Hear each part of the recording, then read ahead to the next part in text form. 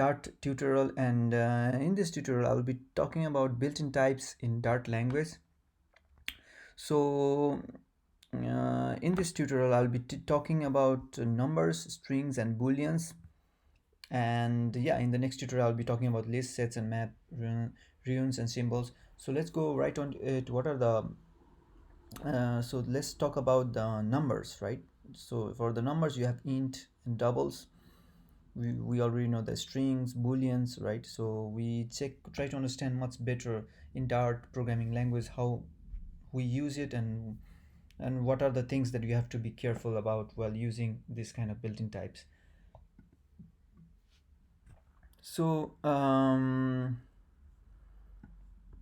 okay, so let's talk about the numbers.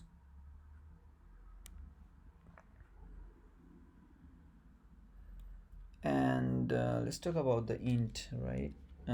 So how do we use the int? Like, you can pretty much specify the int in different ways, like int num my number equals to 1,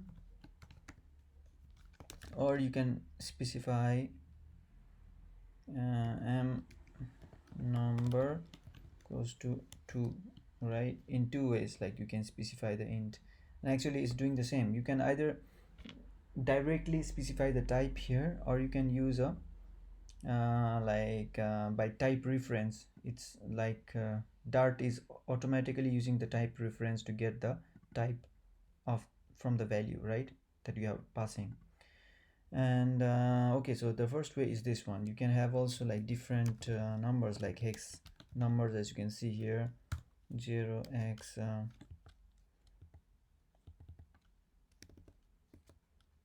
okay. You can have hex numbers, you can have exponential, like 2 to the e to the power 10. Okay, if I print out this exponential, it will be pretty much like 2 into 10 zeros. If you see 1 2 3 4 5 6 7 8 9 10 zeros, right? E to the power 10.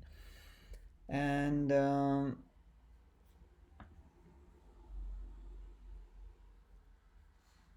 okay, you can also have specify the double, as I can say here. So for double, you pretty much have a double keyword using my double using 2 point, let's see, 3.0. Or you can also have specify my double equals to 3. Actually it will be also like you have to specify it pretty much precisely. Okay, in these two different ways you can specify the double. And if you see, if a number includes a decimal, that means it's a double, right? And also your exponential can have a decimal, like 2.5. Let's run it. It will be pretty much all this thing, 25 and 10 zeros, right? Not 10 zeros, like 9 zeros, I think, because 0.5, 1 2 3 4 5, yeah, 4 9. So yeah, as you can see here, you can also declare variable as a number, like number keyword, and my num equals to is 3.98. Print my num. Yeah, you can also have pretty much specify the numbers using a number keyword, right? As you can see here, it has written that both int and doubles are the subtype of a number. Okay, so number is like a super type of which is inheriting like int and doubles are inheriting the super type num, so they are the subtype of number, right? And what else, guys? That's interesting is like Yeah, if you specify like double directly, you can also, even you don't need to specify pretty much, like, so this 3 is pretty much equivalent to, this is equals to actually 3.0. okay, so that's the because it's already specified that this any value is of type double, right?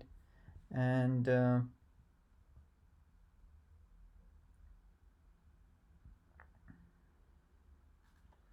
yeah, interesting thing is like the int type specifies the traditional bitwise shift, complement, and or XOR or operators, which are useful manipulating the masking flags in bit fields, right? Okay. Okay, so these are more about the constants. As you can see here, you can pretty much specify the constant numbers, right? Okay, so now let's shift on to the strings.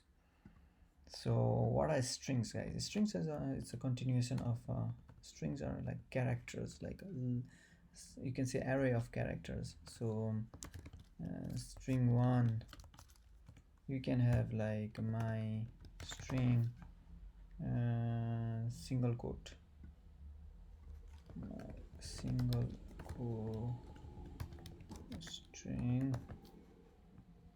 Okay, stu is like is a double quote, is a string, right? Double quote string.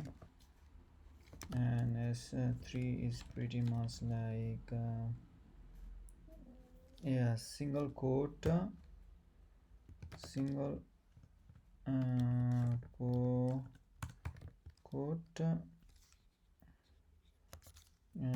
with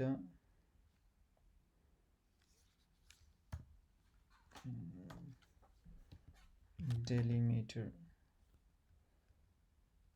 skip, using skip delimiter,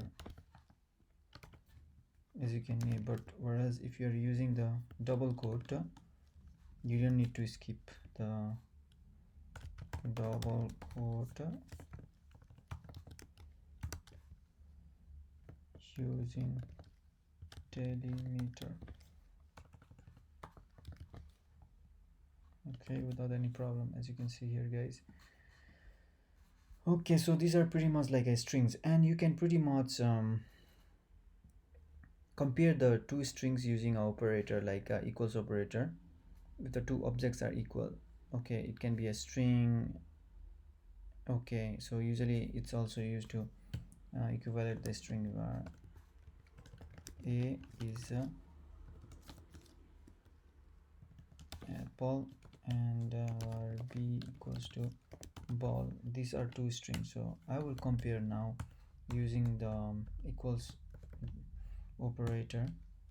A equals to b, if equals to b, print they are equal, else print not equal. All right, so let's see what's gonna happen. They are not equal, obviously, because apple and ball are not equal. So you can compare two string objects using this equal sign as a equal operator, sorry, to compare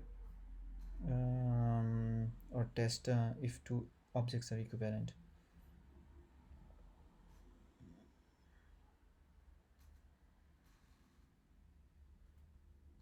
So here you can see here skin concatenation works even over line breaks.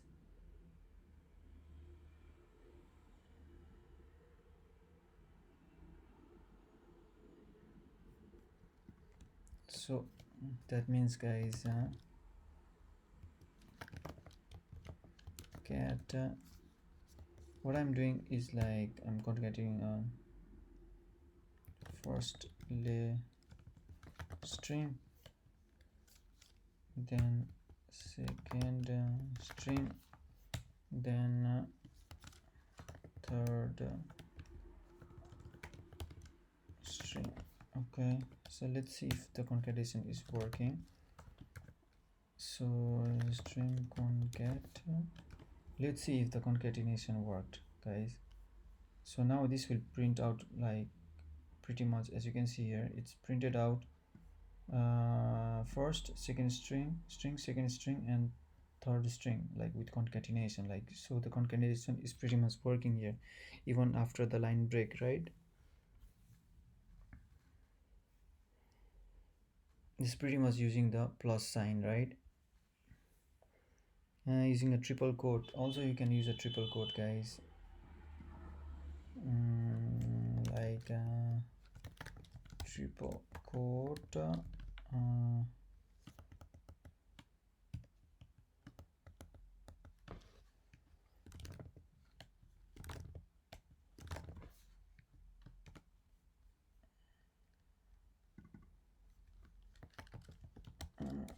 quote. So pretty much it will print out the all the strings, you see.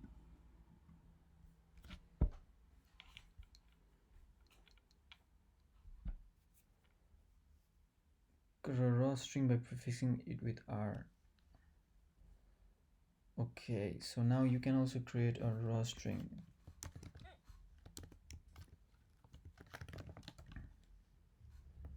So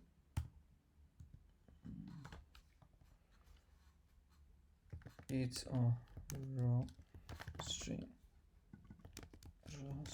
So let's print out the raw string. Let's see what's it's gonna print out. You see, it's a raw string.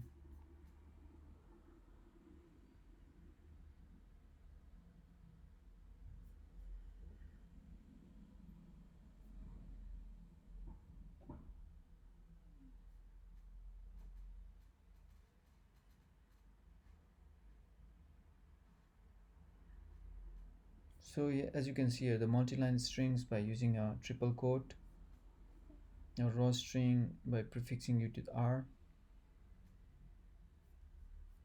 So if I put a new line character here, let's see what happens.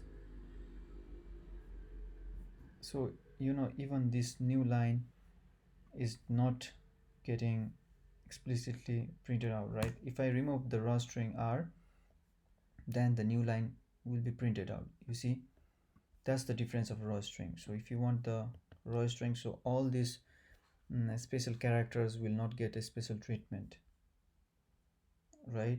So this is a raw string. And finally, what we can check out is, guys, pretty much, let's remove this, and as long as the compile time, so these are all constants. Okay, so now let's go finally to the boolean. So boolean has two values. Actually, you can pretty much specify by bool.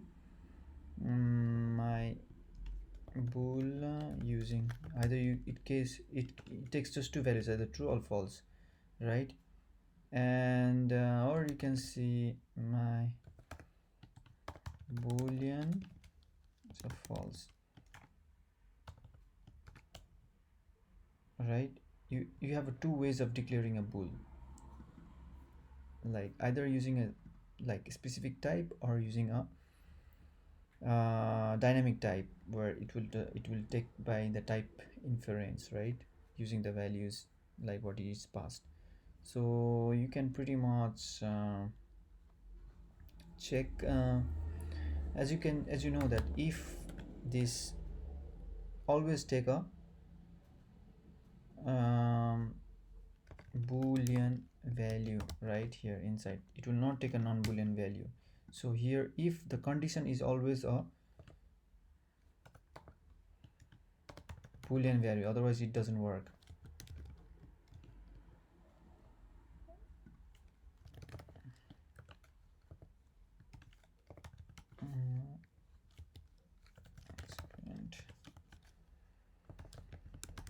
False is true.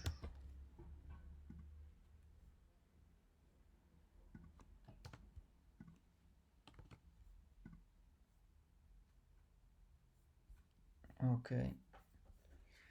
And also another interesting thing, guys, is like you have to understand like assert. If the assert also take a bool values, like if for example, mm, I have a value like var name equals to new, like if name dot, like I guess is empty. Is it empty? It's not empty, so assertion will occur here.